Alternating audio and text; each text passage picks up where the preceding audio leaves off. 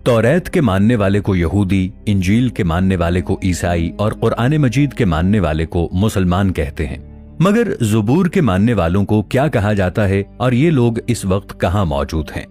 दोस्तों, हम मुसलमानों के अलावा गैर मुस्लिम भी इस बात से बखूबी वाकिफ हैं कि अल्लाह ताला ने मुख्तलिफ अदवार में और मुख्तलिफ औकात में बितरतीब 4 आसमानी किताबें तौरात, ज़बूर, इंजील और कुरान मजीद नाजिल की थीं।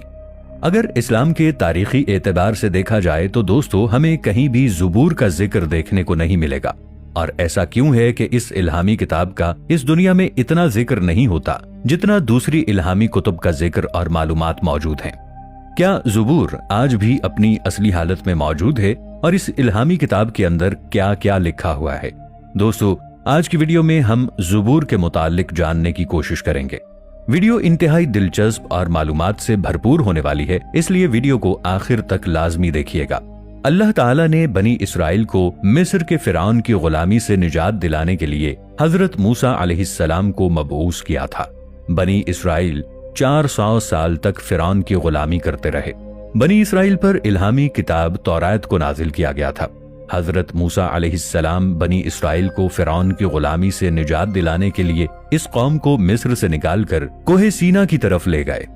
कुरान मजीद में इसकी जामे तफसील मौजूद है। इस मकाम पर बनी इसराइल को अल्लाह ताला ने खाने के लिए आसमान से मन्नो सलवा अता किया।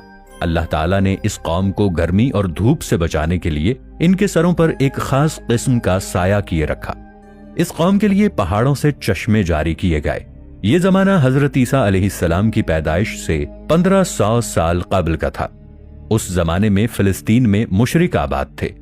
हजरत सैमुएल अलैहिस्सलाम, जिन्होंने सबसे पहले फिलिस्तीन पर हुकूमत की थी और अल्लाह ताला के बरगुज़ीदा पैगंबर थे, जब वो बादशाही के काबिल न रहे तो उन्होंने अल्लाह के हुक्म से तालूत को फिलिस्तीन का दूसरा बादशाह मुकर्रर कर दिया।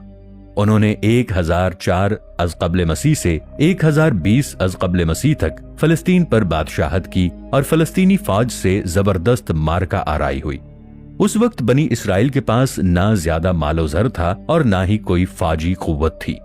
इसके बरक्स फिलिस्तीनी फौज काफी ताकतवर थी और उसने ये ऐलान कर दिया कि ए बनी इसराइल, अगर तुम में से कोई हमारे सबसे ज्यादा ताकतवर आदमी यानी जालूत को मैदान जंग में कत्ल कर दे या हरा दे तो जंग वहीं पर रोक दी जाएगी, यानी बगैर किसी लड़ाई के फिलिस्तीन बनी इसराइल के हवाले कर दिया जाएगा। तालूत अलैहिस्सलाम ने सरेआम ये ऐलान किया कि जो शख्स ऐसा कर दिखाएगा, मैं अपनी बेटी की शादी उस शख्स से करके उसे बनी इसराइल का बादशाह मुंतखब कर